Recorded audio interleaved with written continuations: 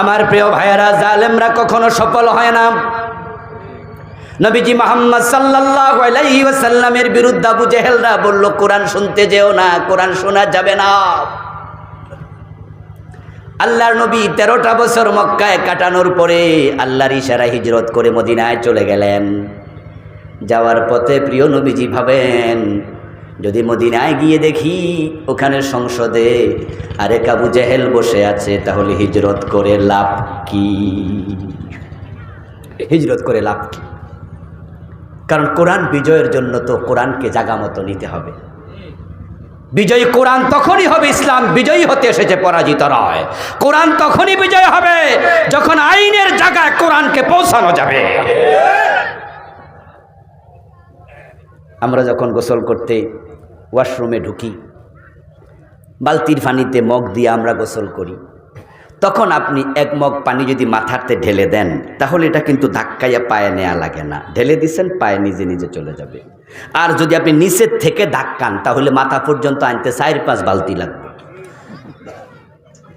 এই জন্য কোরআনের যে বিধান, দাওয়াতের যে নিয়ম, আপনি দেখুন ইসলামের ইতিহাস পিছন থেকে দাওয়াতটা আল্লাহ অধিকাংশ নবীকে শুরু করছে নেতা থেকে। নেতা ফেরাউন নেতা ছিল, নবী মূসাকে আল্লাহ বলছে, ইযহাব ইলা ফিরাউনা ইন্নাহু তাগা, ইযহাবা ইলা ফিরাউন, যাও দোনো ভাই যাও, ওয়াকুলা লাহু কাওলান লাইয়িনা।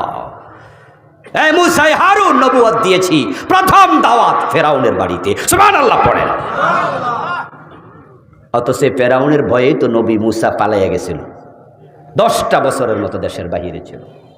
আর আল্লাহ আজকে কিতাব দিয়ে, নবুয়ত দিয়া, কিতাব তখনও দেয় নাই, মাত্র নবুয়ত দিয়েছে। নবুয়ত দিয়ে বলছে, আগে ফেরাউনের বাড়ি যাও। ওয়ানদির আশিরাতাকাল আকরাবিন, নবী মুহাম্মদ সাল্লাল্লাহু আলাইহি ওয়াসাল্লামকে আল্লাহ বলে, ও নবী, আপনারা আপনজন তাদেরকে জাহান্নামের ভয় প্রদর্শন করুন। এবার আবু জেহেল, আবু লাহাব, উতবা সাহেব, আবু সুফিয়ান, তারা রাসূলুল্লাহর বাড়ির পাশের মানুষ। আর আবু লাহাব তো রাসূলুল্লাহর আপন চাচা, ঘরের মানুষ। ওরা কি মক্কার সাধারণ লোক ছিল না নেতা ছিল? দাওয়াত নেতাদেরকে দিয়ে শুরু হবে। কারণ যদি সমাজের নেতা ঠিক হয়, মানুষ এমনি ঠিক হয়। আরবি প্রবাদ আছে, আন্নাসু আলা দীনি মুলুকিহিম, নেতা সোজা, কর্মী সোজা। আর আমাদের দেশে ইসলামের বিজয় না হওয়ার পিছনে এটা আরেকটা কারণ, আমরা নেতাদের কাছে দাওয়াত দিতে যাই না, সামসামি করতে যাই। ওদের কিছু হাদিয়া তোপা রুটি খাওয়ার জন্য যাই। বরং আমরা দাওয়াতি কাজের জন্য খুঁজে নেই এমন লোক, যে লোকের কাছে গেলে দমক দিব না, তিরস্কার করবে না, করে না কো ডুস ডাস, মারে না কো ফুসফাস, খায় শুধু দুধ ভাত, নেই কোনো উৎপাত। এমন লোক খুঁজে আমরা দাওয়াত দিয়ে কই দায়িত্ব পালন হয়েছে। হ্যাঁ, তাদেরকেও দাওয়াত দিতে হবে। বেলালের কাছেও দাওয়াত দিয়েছেন রাসূল, আম্মারের কাছেও দিয়েছেন, সুহাইবের কাছে দিয়েছেন, দেবেন। কিন্তু আবু জেহেলের কাছে রাসূল বারবার গিয়েছেন, বারবার গিয়েছেন। আল্লাহর কাছে ওমরের হেদায়েতের জন্য আলাদা স্পেশাল মুনাজাত করেছে, দোয়াও করেছে। দিনের বিজয় রাসূল করতে পারলেন না, রওনা দিলেন। আল্লাহ রাসূলের অন্তরের দিকে তাকায়া দেখা, আমার নবীর অন্তরে দিন বিজয়ের জন্য কত আগ্রহ। এবার আল্লাহ জিবরিলকে পাঠায়া দোয়া শিখায়, আপনি বলুন, ওয়াজআলনি মিল্লাদুনকা সুলতানান নাসিরা, ও আল্লাহ তুমি আমাকে রাষ্ট্র ক্ষমতা দেও, যে রাষ্ট্র ক্ষমতা দিন বিজয়ের জন্য সাহায্যকারী হবে। সুলতানা, আমি রাষ্ট্র ক্ষমতা চাই। হযরত ওসমান রাদিয়াল্লাহু তাআলা আনহু বলেছেন, ইন্নাল্লাহা লা ইয়াযাউ বিস সুলতান মা লা ইয়াযাউ বিল কুরআন। ওসমান প্রেসিডেন্ট ছিলেন তো, ভালো করে বুঝছেন দেশ কেমনে চালানো লাগে, দেশে ক্ষমতা থাকলে সুবিধা কি। ওসমান বলছে, ইন্নাল্লাহা লা ইয়াযাউ বিস সুলতান মা লা ইয়াযাউ বিল কুরআন। কোরআন দিয়ে আল্লাহ যা দূর করেন না, কোরআন দ্বারা যা দূরীভূত হয় না, ক্ষমতা দিয়া আল্লাহ সেটাও দূর করে। রাষ্ট্র ক্ষমতা আল্লাহ আমার দেও। এলাকার যুবকেরা যদি ভালো হয়, তাহলে সে এলাকাটাই ভালো হয়ে যায়। যুবকরাই সমাজের পরিবর্তনের মূল হাতিয়ার। তাই আমরা যুবকদের প্রতি আগ্রহী হব যুবকদেরকে আগে দেব, কারণ সমাজের যুবকরা যদি দিনমুখী হয় অতি সহজেই দেশে ইসলাম কায়েম হবে ইনশাআল্লাহ। এবার অগাস্টের যে বিপ্লব হয়েছে, নতুন যেই স্বাধীনতা আমরা পেলাম, এটারও মূল চাবিকাঠি যুবকদের হাতেই ছিল। আমরা বুড়ারা অনেকটাই ফেল করার মতো অবস্থায় ছিলাম। আমরা মাইর খাইতে খাইতে অনেকটা ভোঁতা হয়ে গিয়েছিলাম। আলহামদুলিল্লাহ, যুবকেরা মাঠে নেমেছে, তারাও মাইর খেয়েছে, তারাও চিতিয়ে বুক, গুলি নিয়ে বুকে তারা বিপ্লব এনে দিয়েছে আমাদেরকে। আল্লাহ তাআলা আমাদের দেশের যুবকদেরকে ইসলামের জন্য কবুল করুন। হযরত ওমরও যুবক ছিলেন। ইসলামের প্রথম দিকে সবচেয়ে অগ্রণী ভূমিকা যারা পালন করেছে সকলে ছিলেন যুবক। আবু বকর সিদ্দিক রাদিয়াল্লাহু তাআলা আনহুর বয়স ছিল 38, হযরত ওমরের বয়স ছিল 27। তাগড়া যুবক। ইসলাম গ্রহণ করার পর হযরত ওমরই প্রথম প্রকাশ্য দিবালোকে আল্লাহ তাআলার তাওহীদের কালেমা উচ্চারণ করেছেন কাবার সামনে এসে।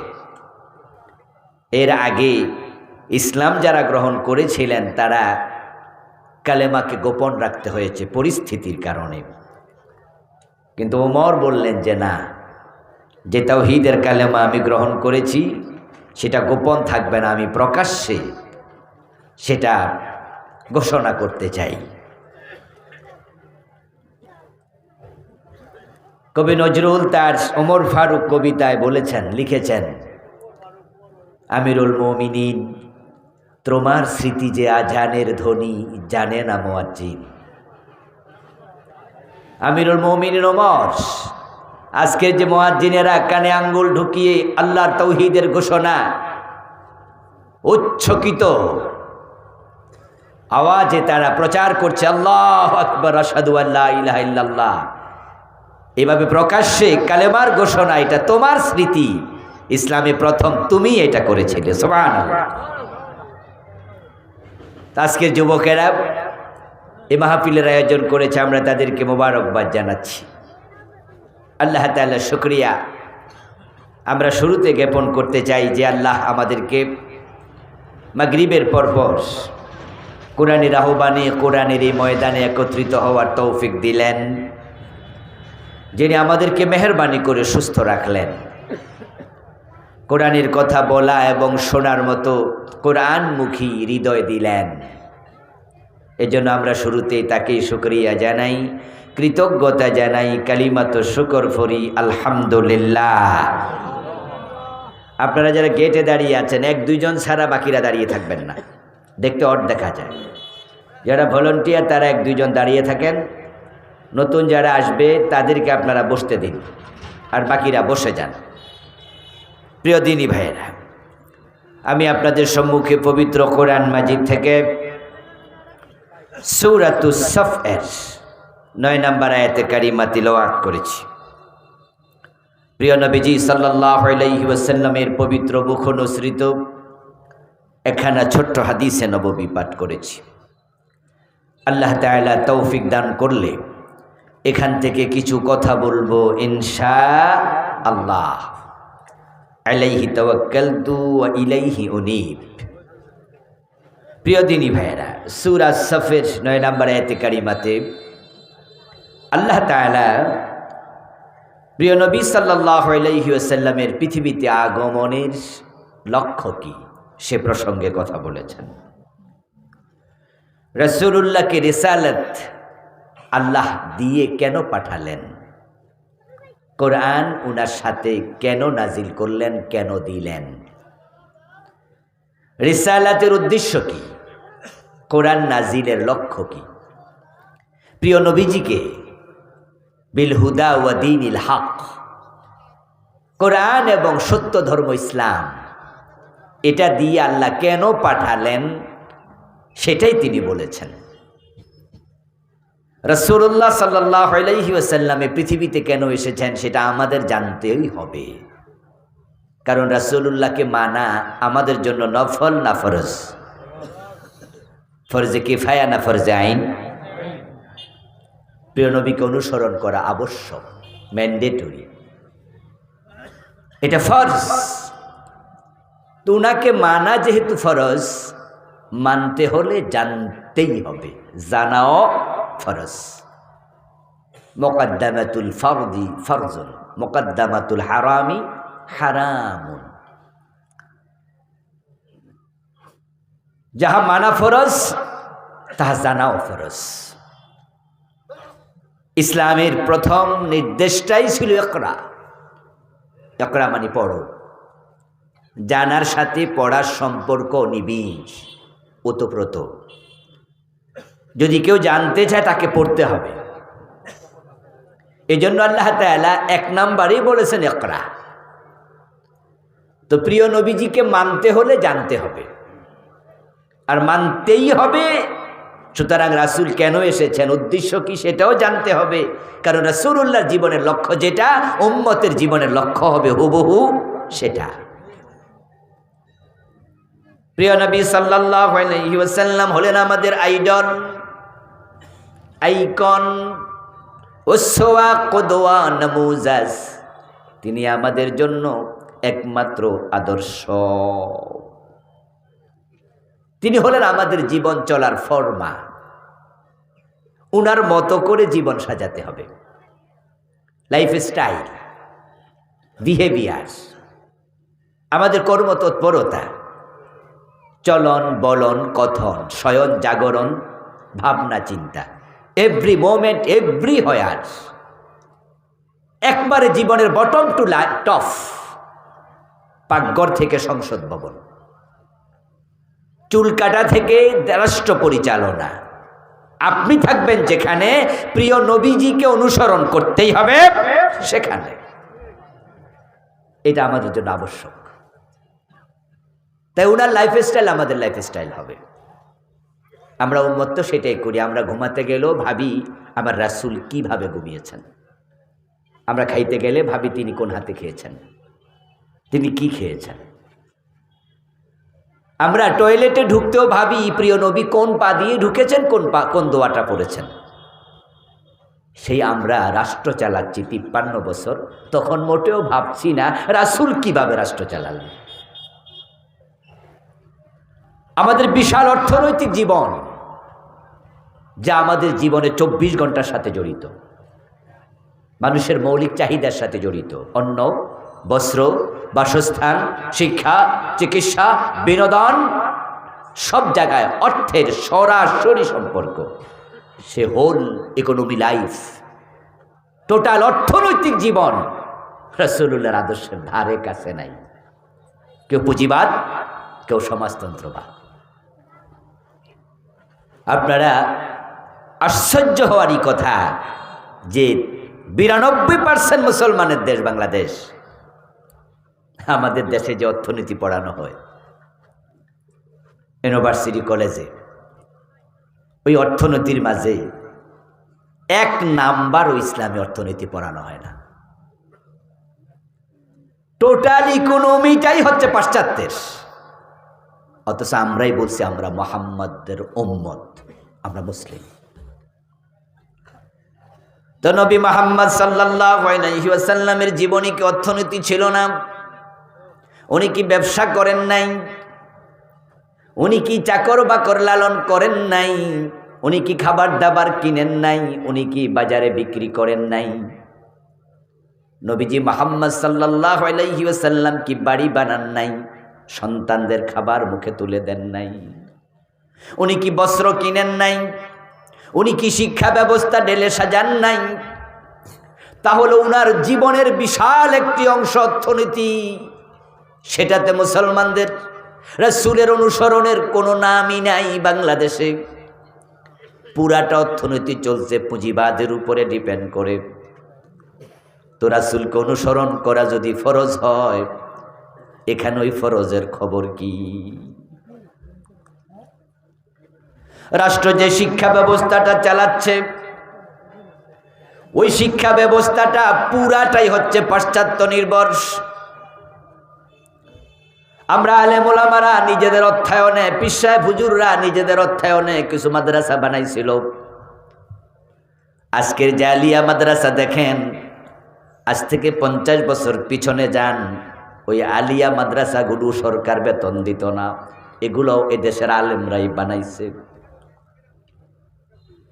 এখন আমরা ধাক্কাইতে ধাক্কাইতে তারা বেতন দিচ্ছে।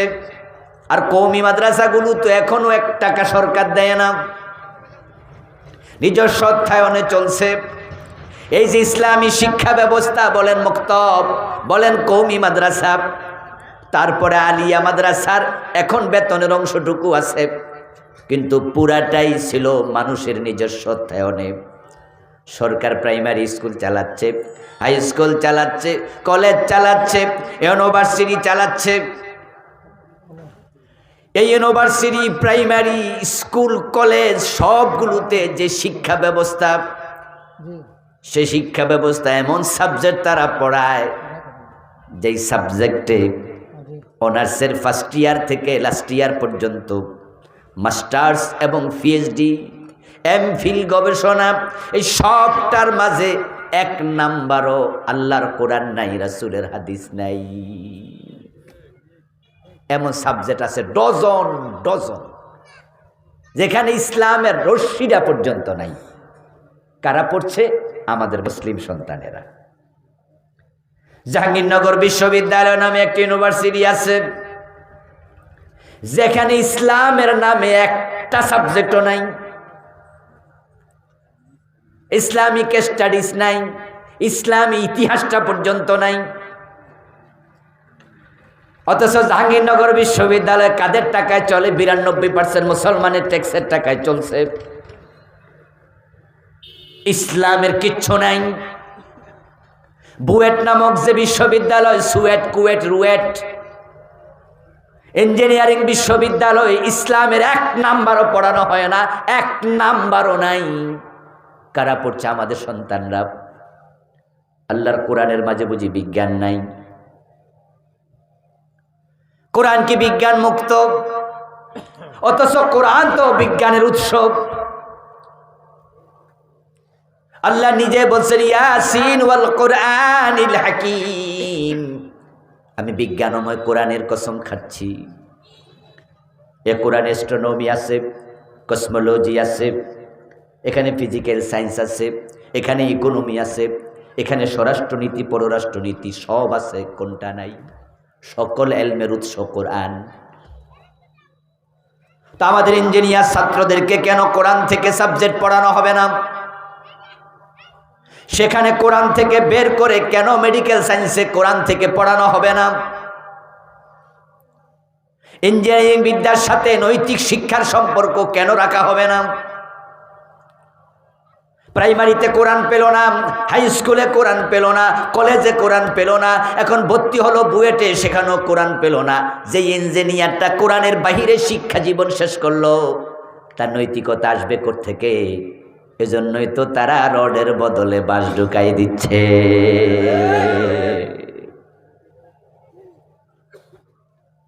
যে মেডিকেলে সামান্য কোরআনের সিলেবাসের অংশ রাখা হলো না, অথচ চিকিৎসা বিজ্ঞান জনক একজন মুসলিম ইবনে সিনা মুসলমানদের হাত ধরে চিকিৎসা বিজ্ঞানের উৎকর্ষতা এসেছে। তো প্রাইমারিতে ছেলেটা কোরআন পেল না, হাই স্কুলে পেল না, কলেজে পেল না, মেডিকেলে ভর্তি হলো, সেখানেও তাকে কোরআন থেকে নৈতিক শিক্ষা দেয়াই হলো না। এই ছেলেটা ডাক্তারি বিদ্যা শেষ করার পরে তার ভিতরে আল্লাহর ভয় যেহেতু নাই, এই লোকটা তো মহিলা ডাক্তারের কাছে গেলে বাচ্চা প্রসব করার জন্য কনসিভ যখন করে, তখন আমরা দেখি 100 মহিলা হাসপাতালে গেলে 95 জনের পেট কাইটা সিজার কইরা বাচ্চা বের করা লাগবে। কারণ ওই ডাক্তারের ভিতর আল্লাহর ভয় নাই, তাই সে টাকা ছাড়া কিছু বোঝে না, বিনা প্রয়োজনেও মহিলার পেট কেটে দেয়, তার টাকা দরকার। রাসূলুল্লাহকে অনুসরণ করা যদি ফরজ হয়, তাহলে আমাদের লাইফ স্টাইল রাসূলের মতো কেন হবে না? প্রিয় নবীর জীবনের লক্ষ্যের সাথে আমাদের জীবনের লক্ষ্য মিলেনি। আমরা আলেম ওলামারও অনেকে মিলাতে পারিনি। আমরা মনে করছি আমি মাদ্রাসার মুহাদ্দিস, প্রিন্সিপাল, খতিব, আমি মসজিদের ইমাম, এই তো আমার দায়িত্ব শেষ। আমি একজন পীর সাহেব, লাখ লাখ মুরিদ আছে, জিকির আজকার নামাজ শিখাচ্ছি, দ্যাটস এনাফ। যার কারণে এই দেশের সাধারণ মানুষগুলো ইসলাম বিমুখ হয়েছে। আল্লাহ তাআলা পবিত্র কোরআন মাজিদের 3টা সূরাতে প্রিয় নবীজির জীবনের লক্ষ্য কি সে প্রসঙ্গে কথা বলেছেন। সূরা সফ আয়াত নাম্বার 9, সূরাতুল ফাত আয়াত নাম্বার 28, সূরাতুত তাওবা আয়াত নাম্বার 33। 3টি সূরার ভিন্ন 3টি আয়াতে আল্লাহ 3বার একই কথা বলেছেন, হুয়াল্লাযী আরসালা রাসূলাহু বিল হুদা ওয়া দীনিল হক লিইয়ুযহিরাহু আলাদ দীনি কুল্লিহি। আল্লাহ নবীর জীবনের লক্ষ্য যদি আমরা আজকে মিলাতে পারতাম, তাহলে এই দেশের অর্থনীতি আলেমদের হাতে থাকতো, শিক্ষানীতি আলেমদের হাতে থাকতো, সমাজনীতি আলেমদের হাতে থাকতো, রাজনীতি আলেমদের হাতে থাকতো। নবীর জীবনের লক্ষ্য ছিল দিনের বিজয়। দিন যদি বিজয় হতো, রাষ্ট্র আমরা চালাতাম, আমরা শিক্ষার ভিতরে প্রাইমারি, কলেজ, হাই স্কুল আল্লাহর কোরআন ঢুকায়া দিতে পারতাম।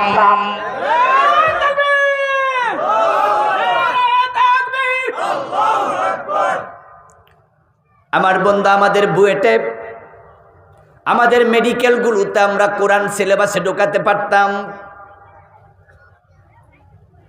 পৃথিবীর অন্য অন্য মুসলিম দেশে যান, খবর নেন, তাদের দেশের সিলেবাসে কোরআন শিক্ষা আবশ্যক। মিশর বলেন, সৌদি আরব বলেন, দুবাই বলেন, কাতার বলেন। আমার বন্ধু ইন্টারমিডিয়েট পাশ করে যতজন, এসএসসি পাশ করে, তাদের মাঝে কোরআন পড়তে পারে না এমন একজন স্টুডেন্ট পাওয়া যাবে না। তাদের সিলেবাস তাদেরকে আলেম বানাচ্ছে।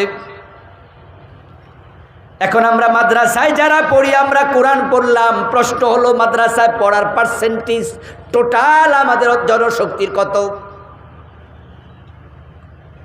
টোটাল জনশক্তির কত পার্সেন্ট মাদ্রাসায় পড়ছে? আমার তো মন বলে 30%-এর বেশি নয়। তাও সেটা হবে কিনা সন্দিহান। 100 জনের মাঝে 30% যদি মাদ্রাসায় পড়ে, বাকি 70% তো মাদ্রাসায় পড়ে নাই। তাহলে 30% কোরআন পড়লো, বাকি 70% কোরআনের বাহিরে থেকে গেল। যদি আমরা প্রাইমারির ক্লাস 1-এ কায়দা ঢুকাইয়া দিতে পারতাম, তাহলে ক্লাস 2-তে ওঠার আগে আমাদের বাচ্চাগুলো আলিফ লাম বা তা সাক, আমাদের বাচ্চাগুলো মিম জবর মা, বা জবর বা জবর বা, তা জবর তা জবর তা, এইভাবে অক্ষর মিলাইয়া বাক্য শব্দ তৈরি করতে পারতো। 1 বছর পড়লে 2য় বছরে তার হাতে আমপারা তুলে দেয়া যেত। ক্লাস 2-তে যদি আমপারা পড়ানো যেত, ক্লাস 3-তে 10টা সূরা অর্থসহ শিখাইয়া দিতাম। সিলেবাসটা সেভাবে বানানো হতো, ক্লাস 5 পাস করলে সব বাচ্চা গড়ে কোরআন পড়তে পারত। এসএসসি লেভেলে যাওয়ার আগে কোরআনের অর্থ 10 পারা মুখস্থ করায় দেয়া যেত। যদি ক্লাস 10 পর্যন্ত কোরআন এবং হাদিসকে বাধ্যতামূলক পড়ানো যেত, তাহলে প্রতিটা ঘরে ঘরে বাবা মরলে জানাজার নামাজ পড়ানোর ইমাম তৈরি হয়ে যেত।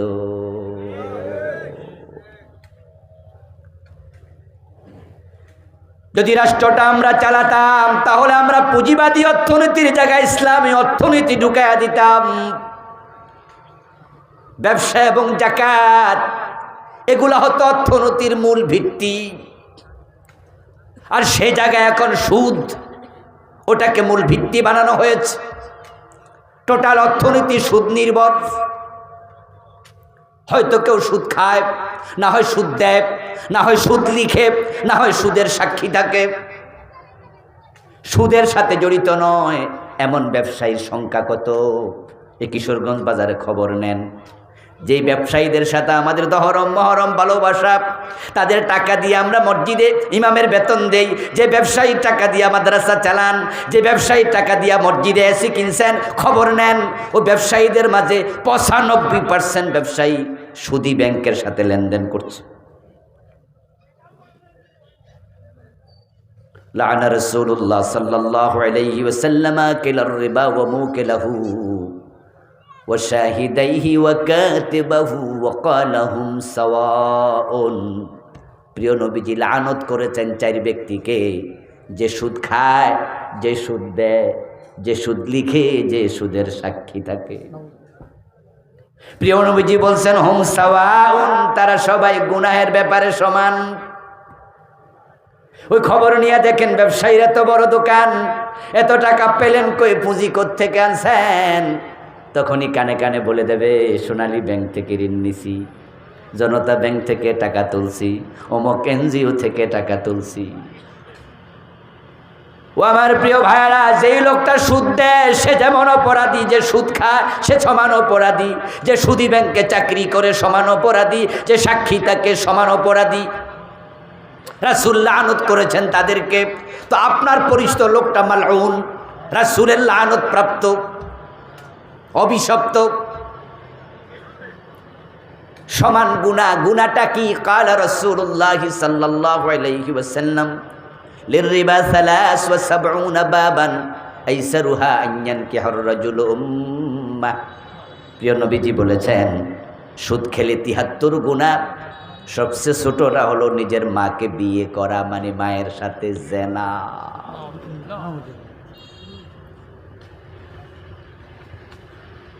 وقال النبي صلى الله عليه وسلم من أكل درهم ربا وهو يعلم أنه أشد من 36 زينة।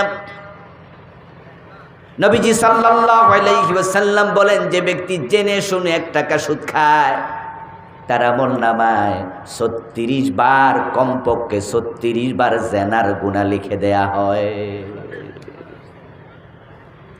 এই সুদ ভিত্তিক অর্থনীতি চলছে, চেঞ্জ নেই। 53 বছর সুদের সাথে সবাই জড়িয়ে আছে কম বেশি। কত পার্সেন্ট মুক্ত? আমরা পারিনি সুদ মুক্ত বাংলাদেশ গড়তে। আপনার চোখের সামনে এই মানুষগুলো মায়ের সাথে জেনাকারী। ওই যে আপনার মাদ্রাসা, আপনার মসজিদের পাশে সোনালী ব্যাংক, জনতা ব্যাংক, রূপালী ব্যাংক, যখন আপনার মসজিদে জোহরের আজান হয়, ওই জনতা ব্যাংক, সোনালী ব্যাংক থেকে নেমে এসে তারাই মসজিদে প্রথম কাতারে দাঁড়াইছে, আল্লাহু আকবার, ইয়াকা না'বুদু, আল্লাহ তোমার গোলাম, অথচ মাত্র সুদ লেখকে আইছে। ওই যে দোকানদার আপনার পিছনে নামাজে দাঁড়াইছে, যার পকেটের টাকা মসজিদে এসি কিনে লাগাই আপনি নামাজ পড়তেছেন আর তার জন্য দোয়া করছেন, আল্লাহ তিনি এসি দিয়েছে, আল্লাহ মসজিদে 5,000 টাকা মাসে বেতন দেয়, তাকে জান্নাতুল ফেরদাউসটা দিয়ে দিও। ওই লোকটাই সুদে টাকা আনছে অথবা নিজে সুদ খায়। এই লোকটাকে জাহান্নাম থেকে বাঁচানোর জন্য আপনার ভূমিকাটা কি? এই অর্থনীতি পরিবর্তন হবে না যতদিন পর্যন্ত রাষ্ট্রে ইসলাম আসবে না। কারণ ইসলাম যদি আমাদের হাতে আসতো, ক্ষমতা আসতো, আমরা সুদ বন্ধ করে সেখানে যাকাত ভিত্তিক অর্থ ব্যবস্থা, ব্যবসা ভিত্তিক অর্থ ব্যবস্থা ঢুকিয়ে দিতাম। রাষ্ট্র তখন মানুষকে বিনা সুদে ঋণ দিত, ওখান থেকে ঋণ দিয়া ব্যবসায়ী তার ব্যবসা চালাতে পারত। কোনো চিন্তাই তো নাই। চেঞ্জ শিক্ষানীতি চলছে আপনার চোখের সামনে। এই যে ডাক্তার, এই যে ইঞ্জিনিয়ার, এই যে অফিসার, আপনার সন্তান, আমার সন্তান, আমাদের আত্মীয়, সে টাকনুর নিচে কাপড় পরছে সারাদিন, হে বুঝেই না টাকনুর নিচে কাপড় পরা হারাম। সকালে একবার দাড়ি কামায়, রাতে আবার চান্স পাইলে আরেকবার কামায় আসো। সে জানে না এটা কবিরা গুনাহ, কাজ সিলেবাসে নাই। সে মানুষের পকেটের টাকা হায়নার মতো গিলে খায়, অফিসে ফাইল আটকায়া রাখে, গোশ না দিলে সিগনেচার করে না। সে বুঝে না গোশ খাওয়া হারাম, কারণ তার সিলেবাসে এগুলা নাই। আপনার ভূমিকা কি? কু আনফুসাকুম ওয়া আহলিকুম নারা, এ দায়িত্ব আপনার নাই? আহাল বলতে শুধুমাত্র ছেলে সন্তানকে বোঝায়, প্রতিবেশীকে আহালের অংশ নয়। এই জাতির প্রতি আপনার দায়িত্ব নেই? কুনতুম খায়রা উম্মাতিন উখরিজাত লিন-নাস, আপনাকে মানুষের জন্য আল্লাহ বানাইছে। তা'মুরুনা বিল মা'রুফ ওয়া তানহাউনা আনিল মুনকার, এই দায়িত্ব কই আপনার আমার? কই সচেতনতা কোথায়? নবীজি মুহাম্মদ সাল্লাল্লাহু আলাইহি ওয়াসাল্লামকে অনুসরণ করা যেহেতু ফরজ, তাই জীবনের প্রতিটি স্তরে রাসূলুল্লাহর জীবনের সাথে আমাদের জীবন মিলাতে হবে। তিনি আমাদের একমাত্র আদর্শ, তাকে অনুসরণ না করলে জান্নাত মিলবে না। قال رسول الله صلى الله عليه وسلم كل امتي يدخلون الجنة إلا من أبى قيل من أبى يا رسول الله قال من أطاعني دخل الجنة ومن عصاني فقد أبى সহিহ বুখারীর riwayat। নবীজি সাল্লাল্লাহু আলাইহি ওয়াসাল্লাম বলছেন, আমার সব উম্মত জান্নাতে যাবে, তবে যে অস্বীকারী সে জান্নাত পাবে না। কিলা মান ইয়া রাসূলুল্লাহ, প্রশ্ন করা হলো, হে আল্লাহর নবী, অস্বীকারী উম্মতকে? নবীজি মুহাম্মদ সাল্লাল্লাহু আলাইহি ওয়াসাল্লাম জবাব দেন, মান আতানি দাখালাল জান্নাহ ওয়া মান আসানি ফাকাদ আবা। যে আমি নবীকে অনুসরণ করবে সেই জান্নাতে যাবে, যে আমাকে অনুসরণ করবে না সে অস্বীকারী, তার কপালে জান্নাত নেই। তো প্রিয় নবীজি মুহাম্মদ সাল্লাল্লাহু আলাইহি সাল্লাম 10 বছর মদিনা কোরআন দিয়া চালাইলেন, প্রেসিডেন্ট হয়ে, রাষ্ট্রপ্রধান হয়ে, রাষ্ট্র ক্ষমতার জন্য আল্লাহর কাছে তিনি দোয়া করলেন। আল্লাহ শিখাইছে, ওয়াকুর রব্বি আদখিলনি মুদখালা সিদকিন ওয়া আখরিজনি মুখরাজা সিদক ওয়াজআল লি মিন লাদুনকা সুলতানান নাসীরা। ও আল্লাহ, আমাকে রাষ্ট্র ক্ষমতা দাও, আমি তোমার কোরআন দিয়ে দেশ চালাতে চাই। আল্লাহ ক্ষমতাও দিলেন, দোয়াও শিখালেন। রাসূল 10 বছর কোরআন দিয়া হাদিস দিয়া দেশ চালাইলেন। সেখানে রাসূলের অনুসরণের ব্যাপারে আপনার ভূমিকা কি? আপনি কয়দিন দোয়া করছেন? কয়দিন রাষ্ট্র ক্ষমতা কোরআনকে নেয়ার জন্য চেষ্টা করছেন? 53 বছরের বাংলাদেশ কোরআন দিয়া একটা সেকেন্ড চলল না, সেজন্য আপনার কলিজার মাঝে কয়দিন কষ্ট অনুভব করেছেন? শুধুমাত্র দাঁড়িয়ে টুপিতে সুন্নাহ পাইলেন, কোরআন দিয়ে দেশ চালানো রাসূলুল্লাহর জীবনের এত বড় সুন্নাহ, 10 বছর লাগাতার। ওই সুন্নাহ বুঝি পান নাই আপনি? ওটা বুঝি সুন্নাহ নয়? ওয়াকুর রাব্বিরহামহুমা কামা রাব্বায়ানি সাগীরা। এখানে সুন্নাহ পাইছেন, তাই মা বাবার জন্য দোয়া করছেন, ওয়াজআল লি মিন লাদুনকা সুলতানান নাসীরা। এখানে দোয়ার সুন্নাহ বুঝি পান নাই? নবীজি মুহাম্মদ সাল্লাল্লাহু আলাইহি ওয়াসাল্লামকে অনুসরণ করবেন, অনুসরণ, তাহলে জান্নাত মিলে যাবে। আমার রাসূল বলে গেছেন, মান আহাব্বা সুন্নতি ফাকাদ আহাব্বানি ওয়া মান আহাব্বানি কানা মাই ফিল জান্নাহ। যে আমি নবীর সুন্নাহকে লালন করে, অনুসরণ করে, সে আমি নবীকে ভালোবাসে। আর যে আমি নবীকে সুন্নাহ পালন করার মাধ্যমে ভালোবাসা দেখাবে, কানা মাই ফিল জান্নাহ, সে জান্নাতে আমার সাথেই যাবে। মনে মনে ভাবছেন, হুজুর নামাজ রোজা হজ যাকাত করি, টুপিদারি পাঞ্জাবি আছে, তো সুন্নাহ তো মানি। আমি বলবো, হ্যাঁ দোস্ত, আপনি যদি সুন্নাহ মানেন তাহলে আপনার জন্যই তো সুসংবাদ, রাসূলুল্লাহ আপনাকে সাথে নিয়ে যাবেন। কিন্তু এই সুন্নাহটা যেন সুবিধাবাদী হইয়া, নফসের গোলাম হইয়া না মানেন, এটা খেয়াল রাখেন। যদি সুন্নাহ মানার ক্ষেত্রে আপনি নফসের গোলাম হন, তাহলে আল্লাহর গোলামি আর থাকে না। রাসূলুল্লাহর সুন্নাহ যখন মানবেন, আপনি আল্লাহর গোলাম হন। আল্লাহর গোলাম হইয়া যে মানে, সে ভালো লাগলো মানে, কষ্ট লাগলো মানে, সুন্নাহ মানলে বৃষ্টি খাওয়াইলো মানে, সুন্নাহ মানলে পাথর মানলো, সুন্নাহ মানে মিষ্টি খাওয়াইলো, সুন্নাহ ছাড়ে না, পাথর মারলো, সুন্নাহ ছাড়বে না। কিন্তু নফসের গোলাম হইলে কি হবে? সালাম দিলে সুন্নাহ মানবেন, পাথর মানলে পলাই যাবেন। আমাদের দেশের লোকেরা অধিকাংশ তারা নফসের গোলাম হইয়া সুন্নাহ মানতেছে। অধিকাংশ লোক, আত্মসমালোচনা করুন, সেখানে আপনি আছেন কিনা, আমি আছি কিনা। আমার নিজের চোখে তো দেখি সমাজে, এই জসকোট কিশোরগঞ্জে জোহরের আজান যখন হয়, তখন জজদের মাঝে 5 ওয়াক্ত নামাজি আছে এমন 2-4 জন জজ নাই? কথা বলে না কেন ভাই? যখন জোহরের আজান হয় তখন 5 ওয়াক্ত নামাজ পড়ে এমন 2-1 জন জজ আছে। জোহরের নামাজ পড়ার জন্য তিনিও মসজিদে গেলেন।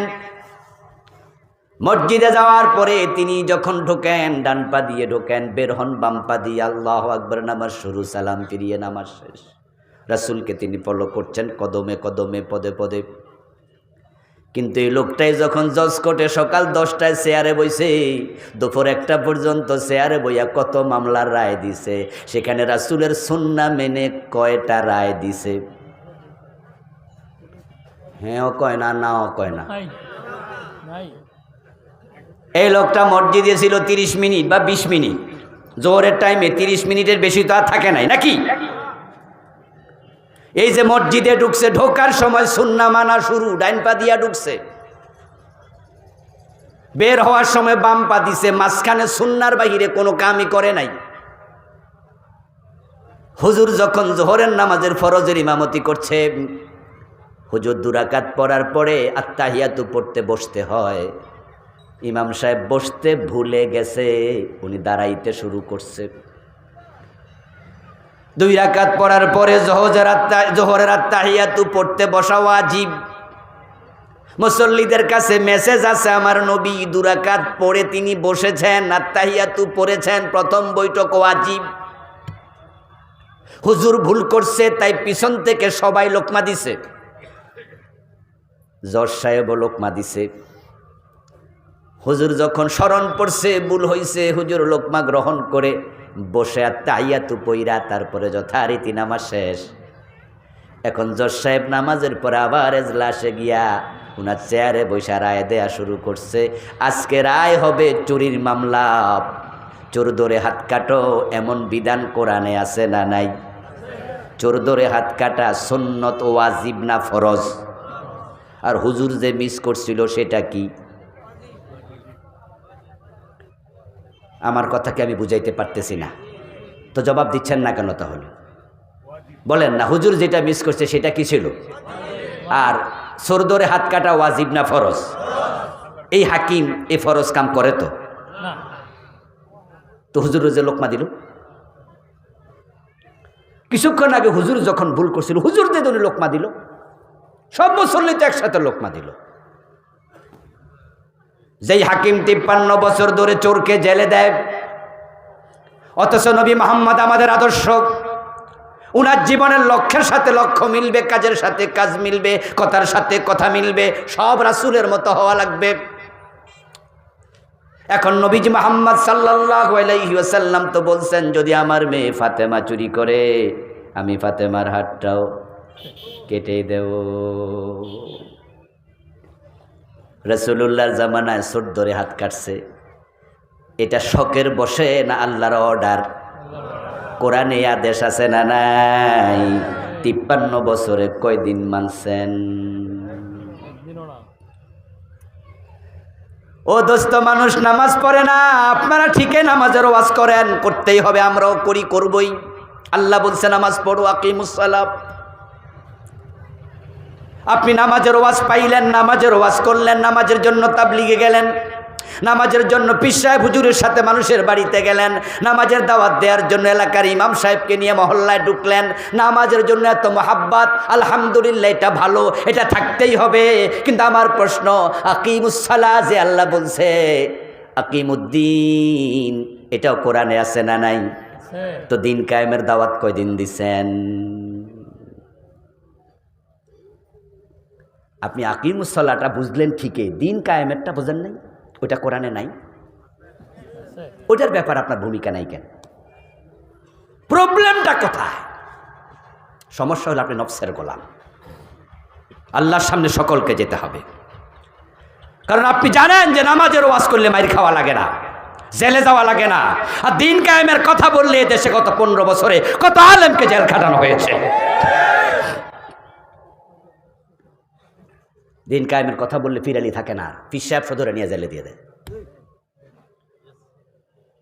দিন কায়েমের কথা বলবেন, ধর্মনিরপেক্ষ সকল মুরিদ আপনার থেকে সরে যাবে, বলবো এই হুজুর তো আগে ভালো ছিল, এখন রাজনীতি শুরু করছে।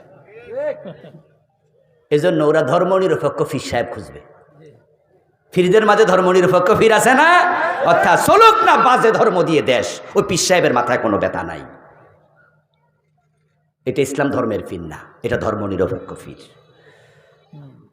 সত্যিকার অর্থে মুসলিম পীর যদি হতো তাহলে আল্লাহ ছাড়া কারো আইনে দেশ চলবে, এটা ওই পীর সাহেব সহ্য করতে পারত না। ওনার মুরিদ 100 হোক, 500 হোক, 1000 হোক, মুরিদদেরকে শিখাতো যে আল্লাহ ছাড়া কারো আইন চলতে পারে না। আল্লাহর আইনের বাহিরে যারা 53টা বছর মানুষকে ডাকছে না, দলের দিকে ডাকে না, আমাদের দলে আসেন, আমাদের দলে আসেন, আমাদের দলে যোগ দেন। এই যে কয়দিন আগে বিপ্লব হলো, পরিবর্তন হলো, পরিবর্তনের পরে ওই দল থেকে এই দলে চলে আসছে এমন লোক আছে না নাই? শুধু বড় বড় নেতারা এখনো পারে নাই, চান্সটা পায় নাই। চান্স পাইলে চলে যাবো, কিন্তু লাইনে আছে, শুধু চান্সটা দিলে হয়। শুধু নামটা পাল্টায় দেবে, চলে আসবে, কারণ সুবিধা। ওখানে থাকা অবস্থায় 15 বছর সাদাবাজি করেছে, লুটতরাজ করেছে, এখন নামটা চেঞ্জ করলে এখানে চলে দলে আসলেও এখানেও সাদাবাজি সুযোগ আছে না নাই? কিন্তু ইসলামের দিকে ডাকলো আইব না, কারণ ওখানে গেলে আবার দাড়ি রাখা লাগবো, নামাজ পড়া লাগবো, কোরআন পড়া লাগবো, আর সাদাবাজিও সুযোগ নাই। এত ঝামেলা করে কেডা? ও দোস্ত, আমার প্রিয় নবী সাল্লাল্লাহু আলাইহি ওয়াসাল্লামকে আল্লাহ তাআলা দুনিয়ায় কেন পাঠালেন? লক্ষ্য কি? হুয়াল্লাযী আরসালা রাসূলাহু বিল হুদা, তিনি মহান সত্তা আল্লাহ, যিনি তার রাসূলকে কোরআন দিয়ে পাঠালেন। হুদা মানে কোরআন। কোরআনের নাম কি? এইমাত্র বললাম কি? হুদা। হাদা হুদা, হুদাল লিন্নাস, হুদাল লিল মুত্তাকিন, ফামান তাবিআ হুদায়া ফালা খাউফুন আলাইহিম ওয়ালা হুম ইয়াহজানুন, ফামান ইত্তাবা হুদায়া ফালা ইয়াদিল্লু ওয়ালা ইয়াশকা। হাদা হুদা, এটা হলো হেদায়েতকারী কিতাব। এখানে যে যাবে সে হেদায়েত খুঁজে পাবে। সুবহানাল্লাহ পড়েন। হেদায়েতের জন্য কোরআন, আল্লাহ কোরআন দিয়ে রাসূলকে পাঠাইছে।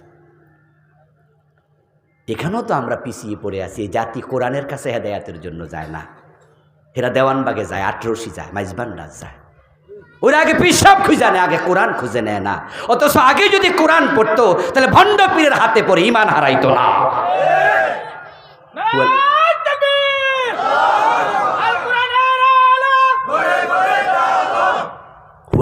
হুয়াল ফারিকু বাইনাল হক ওয়াল বাতিল, ইন তাত্তাকুল্লাহ ইয়াজআল লাকুম ফুরকানা। ফুরকান তো পায় না মানুষ, আল্লাহ ভীতি তো অন্তরে নাই, আছে সুবিধার নীতি অন্তরে।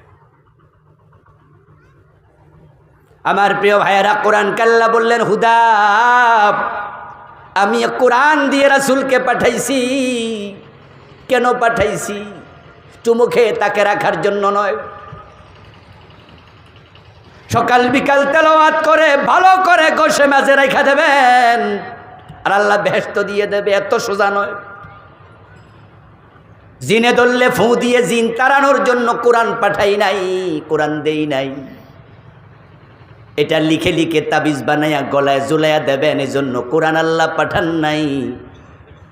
বাপ মরে গেলে হুজুর ডাইকা খতম করাবে আর মনে করে আমিও তো কোরআন মানি, কোরআন ভালোবাসি, এই যে হুজুরদেরকে ডাইকা খতম করাইছি, মনে করে সেও কোরআন ওয়ালা।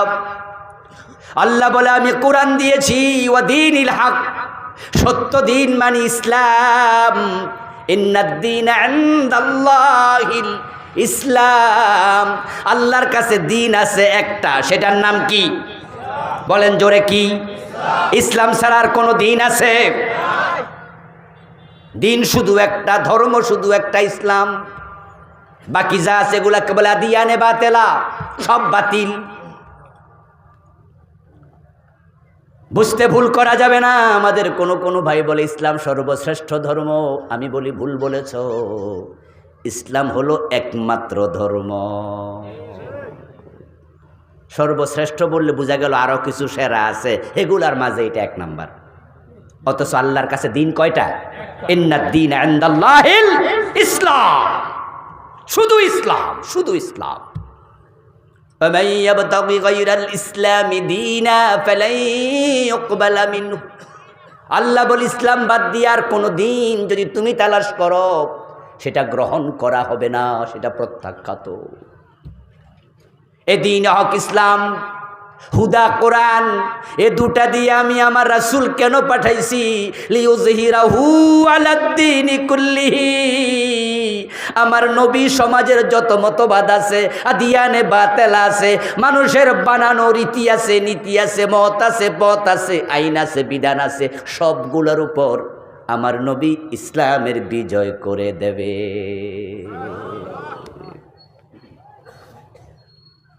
আমি আমার নবীকে কোরআন দিয়ে পাঠিয়েছি, কোরআনের বিজয় করে দেবে, ইসলামের বিজয় করে দেবে। قال رسول الله صلى الله عليه وسلم الاسلام يعلو ولا يعلى। প্রিয় নবীজি বললেন ইসলাম বিজয়ী হতে এসেছে, ইসলাম পরাজিত হতে আসে নাই।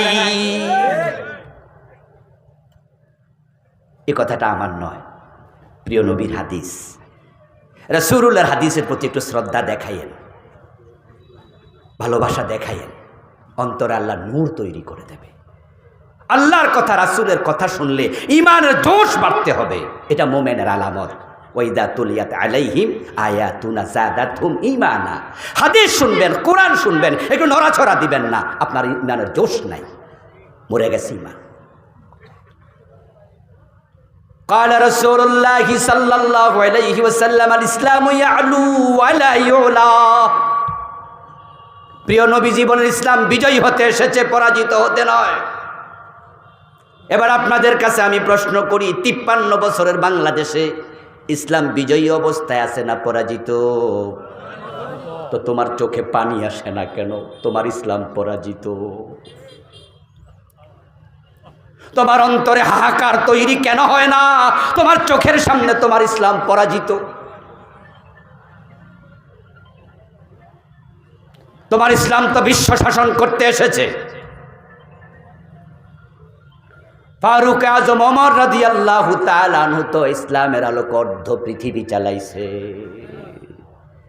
অর্ধ পৃথিবী করেছো শাসন, ধুলার তখ্তে বসে, খেজুর পাতার প্রাসাদ তোমার বারে বারে গেছে খসে। ও প্রিয় ভাই, তোমার ইসলাম তো স্পেন শাসন করেছে, রোম শাসন করেছে। তোমার ইসলামী ভারতীয় উপমহাদেশ প্রায় 1000 বছর শাসন করছে। তো তোমার 53 বছর ইসলাম কেন পরাজিত? অথচ এই দেশটা তো ইসলামের নামে বিভক্ত হয়েছে। ইতিহাস কম বেশি যারা পড়েছেন জানেন, 47-এ যখন দেশ ভাগ হয় তখন মুসলমানের জন্যই তো পাকিস্তান আলাদা করা হয়েছে। হিন্দুদের জন্য হিন্দুস্তান, মুসলমানের জন্য পাকিস্তান। তো ইসলামের নামে যেই দেশ আলাদা হয় ও দেশে ইসলাম পরাজিত থাকবে কেন?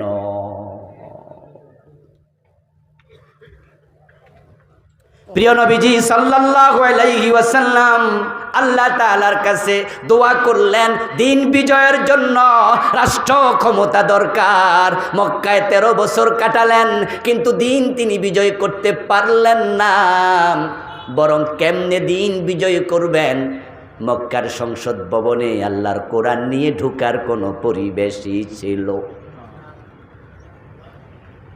সেই সংসদ আবু জেহেল ছিল প্রেসিডেন্ট, আবু সুফিয়ান প্রধানমন্ত্রী, আবু জেহেল সেখানে প্রেসিডেন্ট, আবু লাহাব সেখানে স্বরাষ্ট্রমন্ত্রী, উতবা পররাষ্ট্রমন্ত্রী। তারাই তো সংসদ চালায়। সেখানে বসে তারা সিদ্ধান্ত নিয়েছে লা তাসমাউ লিহাদাল কুরআন ওয়ালগাউ ফি লাআল্লাকুম তাগলিবুন। যেমন বাংলাদেশের সংসদে বইয়া বইয়া ইসলামের বিরুদ্ধে আইন বানাইছে, হুজুরদেরকে ঠেঙ্গাইছে।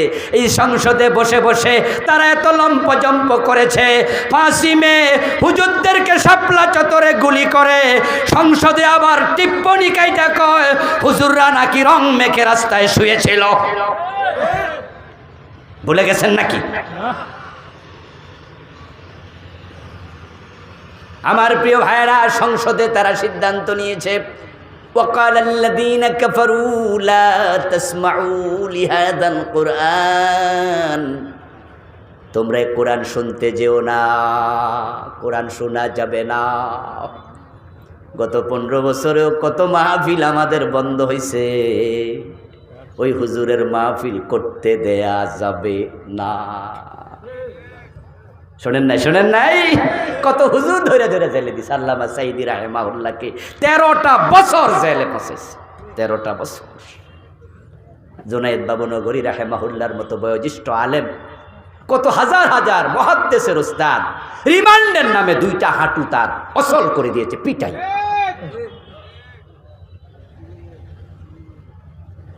লা তাসমাউ লিহাযাল কুরআন, কোরআন শুনতে যেও না। ওয়ালগাউ ফি, বরং সেখানে গন্ডগোল লাগাইয়া দাও। লাআল্লাকুম তাগলিবুন, তাহলে তোমরা বিজয়ী থাকবে। তাহলে কোরআন যদি পড়ে, কোরআন যদি বলে, কোরআন যদি শোনে, তোমরা পরাজিত হবে। ঠিক তারাও 15 বছরের জুজুর ভয় ছিল তাদের কলিজায়। আলেম ওলামারা মাথা উঁচু করে দাঁড়ালে তারা টিকতে পারবে না, তাই তারা আলেমদেরকে ঠেঙ্গানোর কাজে ব্যস্ত ছিল। কোনো আলেমরে সারে নাই, হাজার হাজার আলেমরে জেলে ঢুকাইছে, কিন্তু টিকতে পারে না, পারে না। ইন্নাহু লা ইউফলিহুজ জালিমুন, আল্লাহর কথা হলো জালেম আমরা কখনো সফল হয় না।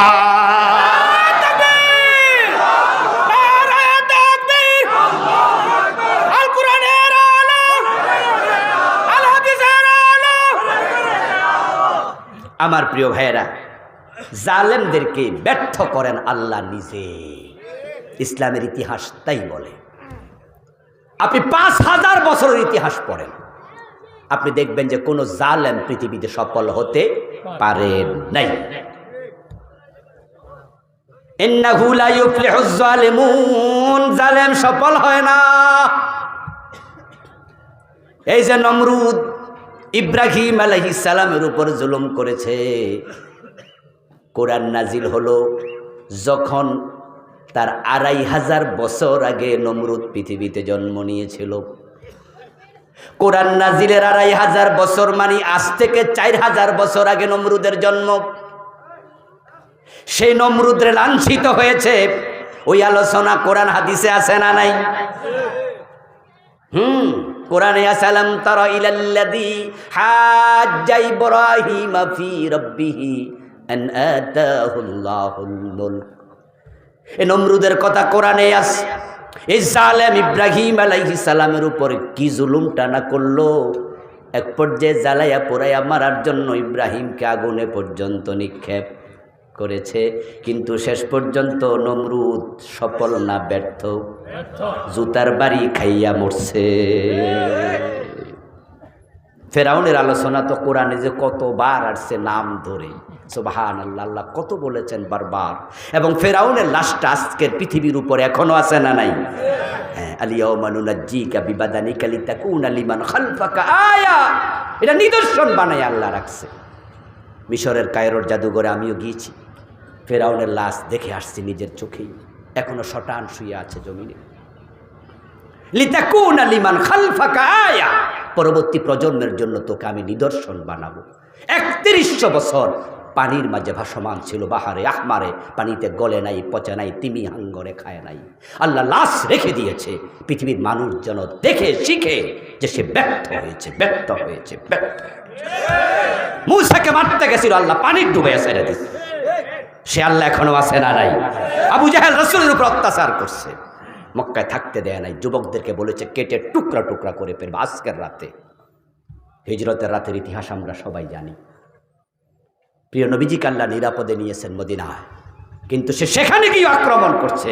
আল্লাহ বদরের দিন 2জন বাচ্চার হাতে লাঞ্ছিত করে জাহান্নামে পাঠাইয়া দিচ্ছে। কোন জালেম সফল হয় না। 5 তারিখও দেখেছি, 15 বছর যারা আলেমদের উপর জুলুম করেছে এমন ভাবে পালাইছে, রান্না করা খাবার খেয়ে পালানোর সময় পায় নাই। আপনারা দেখেছেন ফেসবুকে, রানলো কেডা আর খাইলো কেডা। কাপড় নিয়েও পালাইতে পারে নাই, যেটা পরনে ছিল ওইটা লইয়া পালাইছে। পরে পোলাপান যায় আলমারি খুইলা খুইলা কাপড় মানুষেরে দেখাইছে না, এমন কাপড় যেটি নামও নেওয়া যায় না। আমার প্রিয় ভাইয়েরা, জালেমরা কখনো সফল হয় না। নবীজি মুহাম্মদ সাল্লাল্লাহু আলাইহি ওয়াসাল্লামের বিরুদ্ধে আবু জেহেলরা বলল, কোরআন শুনতে যেও না, কোরআন শোনা যাবে না। আল্লাহর নবী 13টা বছর মক্কায় কাটানোর পরে আল্লাহর ইশারায় হিজরত করে মদিনায় চলে গেলেন। যাওয়ার পথে প্রিয় নবীজি ভাবেন, যদি মদিনায় গিয়ে দেখি ওখানে সংসদে আরেক আবু জেহেল বসে আছে, তাহলে হিজরত করে লাভ কি? হিজরত করে লাভ কি? কারণ কোরআন বিজয়ের জন্য তো কোরআনকে জাগা মতো নিতে হবে। বিজয়ী কোরআন তখনই হবে, ইসলাম বিজয়ী হতে এসেছে, পরাজিত নয়। কোরআন তখনই বিজয় হবে যখন আইনের জায়গায় কোরআনকে পৌঁছানো যাবে। আমরা যখন গোসল করতে ওয়াশরুমে ঢুকি, বালতির পানিতে মগ দিয়ে আমরা গোসল করি, তখন আপনি এক মগ পানি যদি মাথাতে ঢেলে দেন, তাহলে এটা কিন্তু ধাক্কাইয়া পায়ে নেওয়া লাগে না, ঢেলে দিচ্ছেন পায়ে নিজে নিজে চলে যাবে। আর যদি আপনি নিচের থেকে ধাক্কান, তাহলে মাথা পর্যন্ত আনতে 4-5 বালতি লাগবে। এই জন্য কোরআনের যে বিধান, দাওয়াতের যে নিয়ম, আপনি দেখুন ইসলামের ইতিহাস পিছন থেকে দাওয়াতটা আল্লাহ অধিকাংশ নবীকে শুরু করছে নেতা থেকে। নেতা ফেরাউন নেতা ছিল, নবী মূসাকে আল্লাহ বলছে ইযহাব ইলা ফিরাউনা ইন্নাহু তাগা, ইযহাবা ইলা ফিরাউন, যাও দোনো ভাই যাও, ওয়াকুলা লাহু কাওলান লাইয়িনা। এই মূসা হারুন নবুয়ত দিয়েছি, প্রথম দাওয়াত ফেরাউনের বাড়িতে। সুবহানাল্লাহ পড়েন। অথচ ফেরাউনের ভয়েই তো নবী মূসা পালাইয়া গেছিল, 10টা বছরের মতো দেশের বাহিরে ছিল। আর আল্লাহ আজকে কিতাব দিয়াই, নবুয়ত দিয়া, কিতাব তখনও দেয় নাই, মাত্র নবুয়ত দিয়েছে। নবুয়ত দিয়ে বলছে আগে ফেরাউনের বাড়ি যাও। ওয়ানদির আশিরাতাকাল আকরাবিন, নবী মুহাম্মদ সাল্লাল্লাহু আলাইহি ওয়াসাল্লামকে আল্লাহ বলে, ও নবী, আপনার আপনজন তাদেরকে জাহান্নামের ভয় প্রদর্শন করুন। এবার আবু জেহেল, আবু লাহাব, উতবা সাহেব, আবু সুফিয়ান, তারা রাসূলুল্লাহর বাড়ির পাশের মানুষ। আর আবু লাহাব তো রাসূলুল্লাহর আপন চাচা, ঘরের মানুষ। ওরা কি মক্কার সাধারণ লোক ছিল না নেতা ছিল? দাওয়াত নেতাদেরকে দিয়ে শুরু হবে। কারণ যদি সমাজের নেতা ঠিক হয়, মানুষ এমনি ঠিক হয়। আরবি প্রবাদ আছে, আন্নাসু আলা দীনি মুলুকিহিম, নেতা সোজা, কর্মী সোজা। আর আমাদের দেশে ইসলামের বিজয় না হওয়ার পিছনে এটা আরেকটা কারণ, আমরা নেতাদের কাছে দাওয়াত দিতে যাই না, সামসামি করতে যাই। ওদের কিছু হাদিয়া তোপা রুটি খাওয়ার জন্য যাই।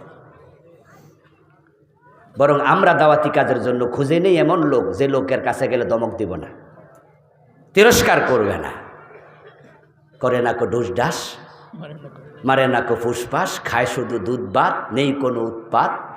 এমন লোক খুঁজে আমরা দাওয়াত দিয়া কই দায়িত্ব পালন হয়েছে।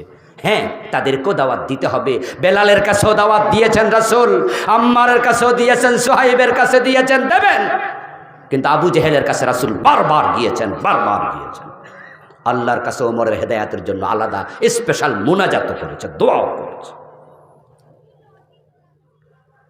দিনের বিজয় রাসূল করতে পারলেন না, রওনা দিলেন। আল্লাহ রাসূলের অন্তরের দিকে তাকায়া দেখা আমার নবীর অন্তরে দিন বিজয়ের জন্য কত আগ্রহ। এবার আল্লাহ জিবরিলকে পাঠায়া দোয়া শিখায়, আপনি বলুন ওয়াজআলনি মিন লাদুনকা সুলতানান নাসিরা, ও আল্লাহ তুমি আমাকে রাষ্ট্র ক্ষমতা দেও, যে রাষ্ট্র ক্ষমতা দিন বিজয়ের জন্য সাহায্যকারী হবে।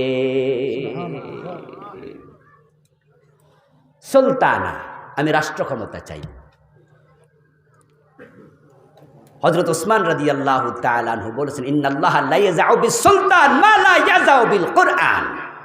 ওসমান প্রেসিডেন্ট ছিলেন তো, ভালো করে বুঝছেন দেশ কেমনে চালানো লাগে, দেশে ক্ষমতা থাকলে সুবিধা কি। ওসমান বলছে, ইন্নাল্লাহা লা ইয়াযাউ বিস সুলতান মা লা ইয়াযাউ বিল কুরআন। কোরআন দিয়ে আল্লাহ যা দূর করেন না, কোরআন দ্বারা যা দূরীভূত হয় না, ক্ষমতা দিয়া আল্লাহ সেটাও দূর করে। রাষ্ট্র ক্ষমতা আল্লাহ আমার দেও। আপনারা একটু বলুন তো, বাংলাদেশে কোরআন আছে না নাই? আরে ভাই জোরে কর না একটু। সুদ আছে না নাই? তো কোরআন কি সুদ দূর করছে? বাংলাদেশে কোরআন আছে না নাই? সিনেমা হল আসেনি? কোরআন কি সিনেমা হল দূর করছে? কিন্তু ইসলামকে ক্ষমতায় কালকে নেন, আমরা আলেমদেরকে ক্ষমতা 151 জন সংসদে পাঠাইয়া দেন, সিনেমা হল আমরা একদিনে বন্ধ করে দেব, সুদী ব্যাংক একদিনে বন্ধ করে দেব। এই জন্য আল্লাহ রাসূলকে দোয়া শিখা, আল্লাহ রাষ্ট্র ক্ষমতা দেও। আর আমরা যদি রাষ্ট্র ক্ষমতার ওয়াজ করি, আপনারা মাঝখানে বইয়ে বইয়ে কোন হুজুররা রাজনীতি করা কি দরকার? এরম লোক কথা বলার মতো আছে না নাই? হুজুর মানুষ ইমামতি করব, হুজুর মানুষের আনছি ওয়াজ করতে, উনিও ওয়াজ করব, নামাজ রোজা হজ যাকাত, উনি আবার রাষ্ট্র ক্ষমতা কি দরকার এসব?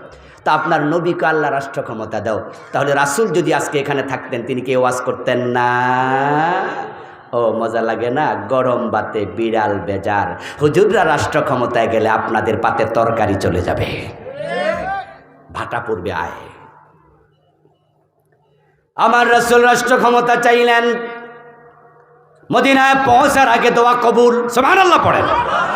রাস্তায় দোয়া করছে, এই আয়াত নাজিল হয়েছে রাস্তা যাওয়ার পথে, হিজরতের পথে রাস্তা। রাসূলকে আল্লাহ দোয়া শিখাইছে, আমার কাছে দোয়া করেন। রাসূলুল্লাহ দোয়া করলেন, মদিনায় পৌঁছতে দেরি, রাষ্ট্র ক্ষমতা হাতে আসতে দেরি নাই। আউস, খাজরাজ, বনু নজির, বনু কোরাইজা, বনু কায়নুকা, যত লোক ছিল মদিনা এলাকায় থাকতো, আল্লাহ সবার মনে রাসূলের প্রতি আকর্ষণ ঢুকাইয়া দিলেন। তলা আল বদরু আলাইনা মিন সানিয়াতিল বিদা বলে সবাই গান গাইতে শুরু করলো। আনন্দে শিশু কিশোর বালক বালিকা আবাল বৃদ্ধ বনিতা সবাই নাচতে শুরু করলো। প্রিয় নবীকে কাঁধে তুলে মদিনার প্রেসিডেন্ট বানাইয়া দিলেন। 10 বছর তিনি প্রেসিডেন্ট ছিলেন। এবার চোর ধরে হাত কাটা শুরু, ইসলামের বিজয় হয়ে গেল। এবার ডাকাতিগুলো শুরু দেওয়া শুরু, এবার মদ পান করলে আশীর্বাদ লাগানো শুরু। আপনাদের কাছে এবার বলতে চাই, প্রিয় নবী জীবনের উদ্দেশ্য যদি দিনের বিজয় হয়, এখন আমাদের উদ্দেশ্য দিনের বিজয়কে বানানো দরকার আছে না নাই? যদি না বানান, রাসূলুল্লাহ জীবনের লক্ষ্যের সাথে আপনার জীবনের লক্ষ্য মিলে নাই। আরে ভাই, দিন যদি বিজয়ী হয়ে যায়, নামাজের ওয়াজ এত আর করা লাগবে না, এত করা লাগবে না। আল্লাযীনা ইম্মাক্কান্নাহুম ফিল আরদি আকামুস সালাহ ওয়া আতাউয যাকাত ওয়া আমারু বিল মা'রুফ ওয়া নাহাউ আনিল মুনকার। আল্লাহ বলেছে, আমি 4টা দায়িত্ব রাষ্ট্রকে দিলাম। যদি কোথাও মুসলিমদেরকে ক্ষমতা দিই, 1 নাম্বার নামাজ কায়েম হবে, তারা এটা করবে। আজান হওয়ার সাথে সাথে দোকান বন্ধ করতে হবে, আইন বানিয়ে দেওয়া হবে। সকল দোকানদার, সকল ক্রেতা, মসজিদে যাও, মসজিদে যাও, দোকান খোলা থাকবে, লাইসেন্স ক্যান্সেল করে দেওয়া হবে। ইমাম শাফি, মালিক, আহমদ ইবনে হাম্বল, ইমাম আবু হানিফা রাহিমাহুমুল্লাহ, 4 ইমাম ঐক্যমত, কোনো বালেগ নামাজ না পড়লে তাকে জেলে দিতে হবে। ইমাম শাফি রাহিমাহুল্লাহ বলেছেন, জেলে দেওয়ার আগে কিছু বেত্রাঘাত করতে হবে। তুমি নামাজ পড়বা না, তুমি কিসের মুসলমান? প্রিয় নবী বলছেন, যারা নামাজে আসে না, আমার মন চায় তাদের বাড়ি ঘরে আগুন লাগাইয়া দেই। একটু ভাবুন তো, আমাদের এই কিশোরগঞ্জে যদি আজানের সাথে সাথে সকল দোকানদার দোকান বন্ধ করে দেয়, সব মানুষ মসজিদে যায়, তাহলে দেখবেন যে পঙ্গপালের মতো, মৌমাছির মতো ভোমরা যেমন তার চাকের দিকে দৌড়ায়, দেখবেন মুসলমান মসজিদে দৌড়াচ্ছে। এক এক মসজিদে 3 বার 5 বার জামাত হওয়া লাগবে, লোক জায়গা দেয়া যাবে না।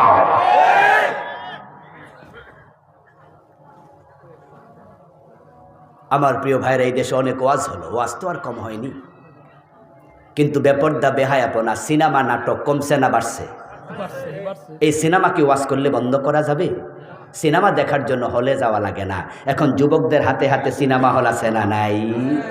এটার ভিতরে সিনেমা হল আছে, এমন সিনেমা হল আছে যেটা বাংলাদেশেও নাই, আমেরিকারটা সহজ। থামাবেন কেমনে? দিন বিজয় ছাড়া সম্ভব না। চুরি বন্ধ করতে হলে চোর ধরে হাত কাটার আইন করে দেন। দেশটা সোনার বাংলা বানাতে বেশি দিন হবে লাগবে না।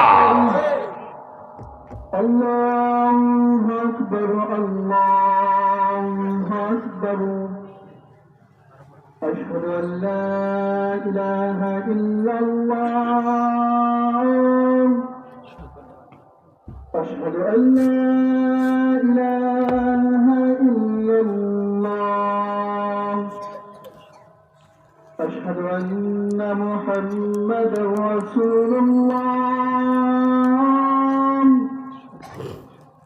আশহাদু আন্না মুহাম্মাদার রাসূলুল্লাহ। হাইয়া আলাস সালাহ, হাইয়া আলাস সালাহ।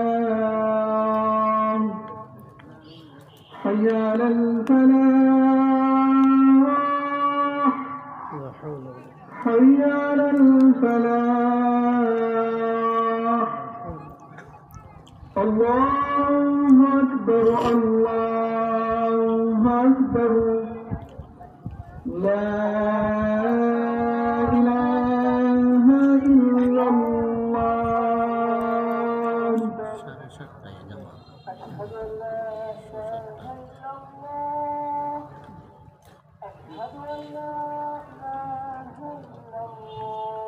প্রিয় ভাইয়েরা, বলছিলাম যে যদি কোরআনের বিজয় হয় তাহলে সুখী সমৃদ্ধ একটি সোনার বাংলা হতে বেশি দিন লাগবে না।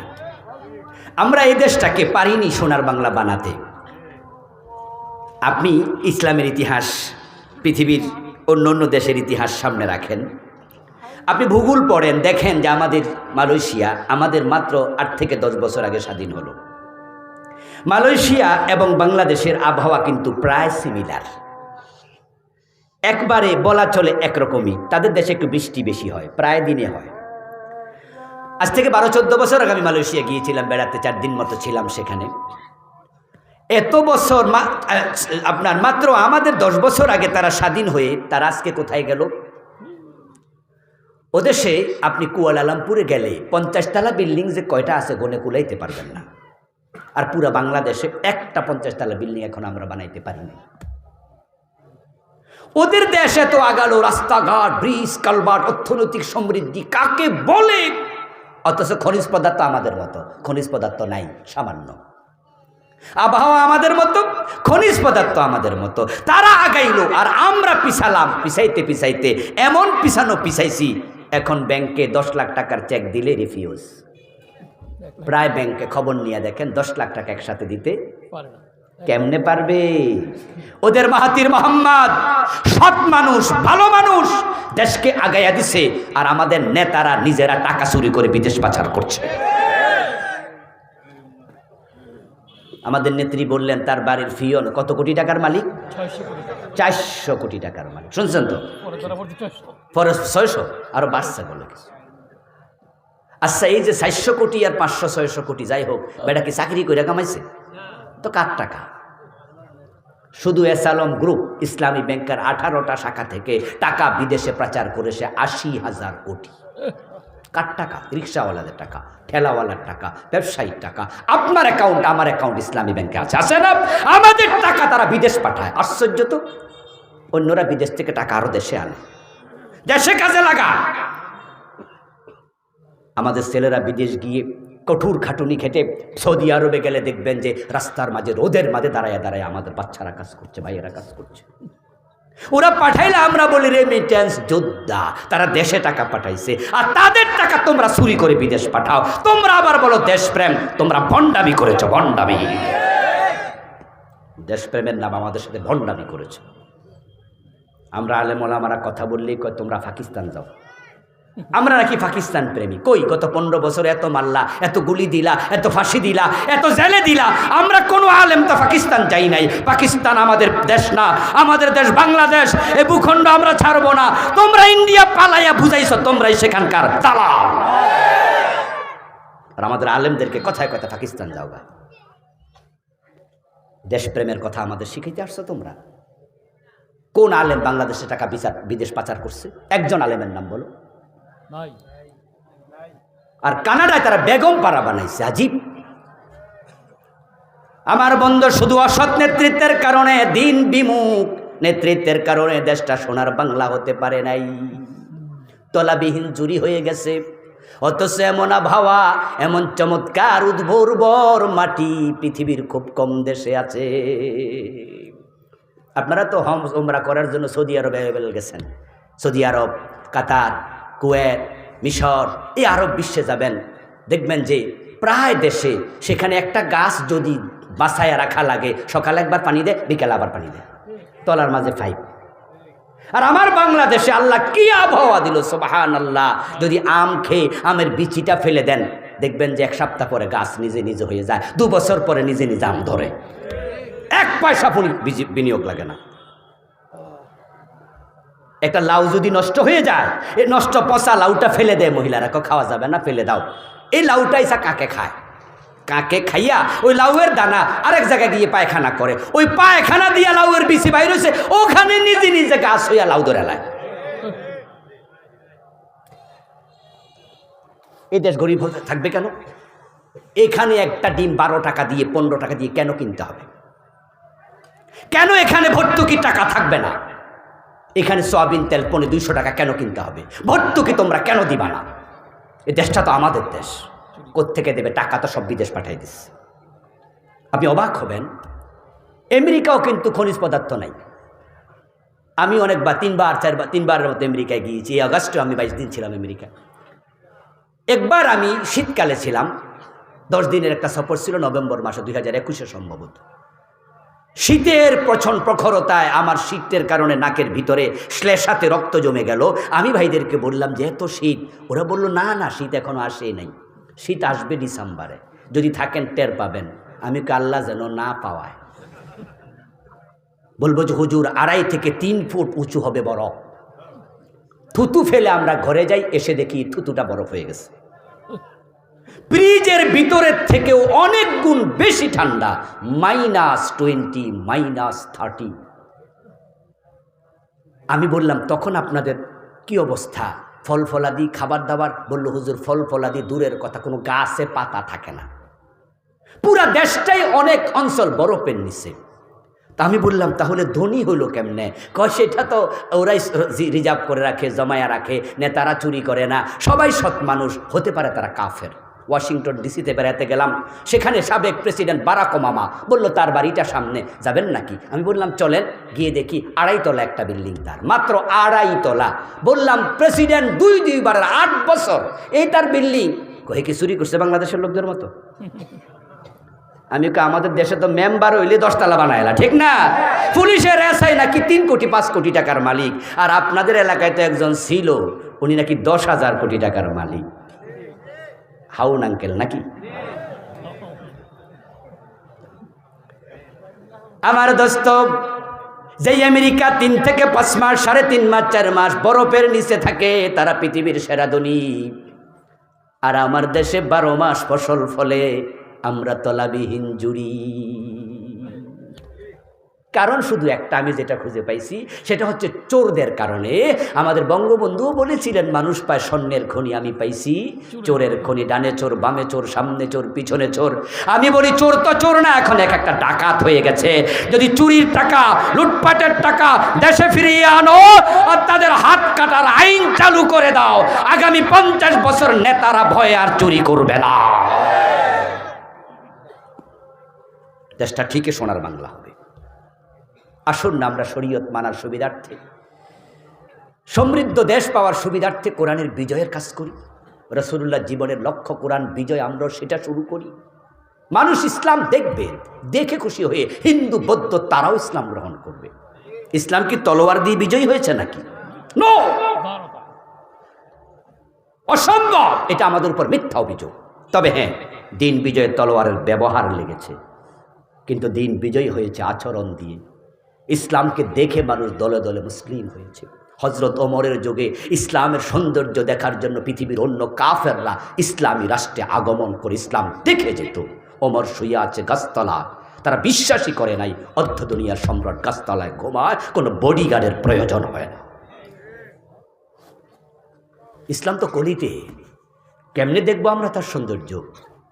গোলাপ ফুলের সৌন্দর্য তার পাপড়িতে, ঠিক যখন সেটা পাপড়ি মেলে ধরবে, তার নাকের ডগায় নির্নৌম গন্ধে অন্তর ভরবে, যখন সে পাপড়ি মেলে ধরবে তখন তার গন্ধ আসে, তার সৌন্দর্য আছে, চাপ দিলে আতর বের হবে।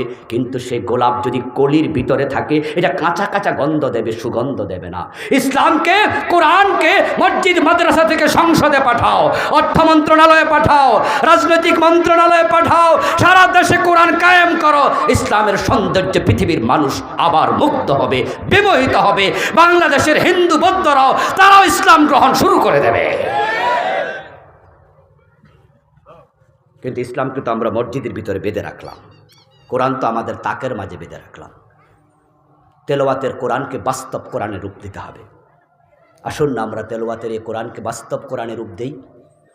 কতই তো পড়লাম চোর ধরে হাত কাটো, কাটতে তো পারলাম না। কতই তো পড়লাম আয-যানিয়াতু ওয়াজ-যানি ফাজলিদু কুল্লা ওয়াহিদিন মিনহুমা মিআতা জালদা ওয়া লা তা'খুযকুম বিহিমা রা'ফাতুন ফি দীনিল্লাহ। আল্লাহ বলে 100 বেত লাগাইবা, অন্তরে যেন কোনো ভালোবাসা তৈরি না হয়, ঠিকঠাক মতো লাগাইবা। 100 দূরের কথা, একটাও তো লাগান নাই। তো তেলাওয়াত পর্যন্তই দায়িত্ব শেষ। বাহ, কি গর্ব করে বলি, এবার আমরা রমাদানে কোরআন খতম করছি। কি কোরআন খতম করলা? একদিনও মানলা না। কোরআন কি তেলাওয়াতের জন্য শুধু এসেছে? এটা তো আইনের কিতাব, বাস্তব কিতাব। আল্লাহ তাআলা আমাদের সকলকে দিন বিজয়ের আন্দোলনে শরীক হওয়ার তৌফিক দিন, বলেন আমিন। হাযা মা ইনদি ওয়াল ইলমু ইনদাল্লাহ আলাইহি তাওয়াক্কালতু ওয়া ইলাইহি উনি। প্রিয় ভাইয়েরা, আলোচনা ধারাবাহিকভাবে চলবে ইনশাআল্লাহ। এশারের আজান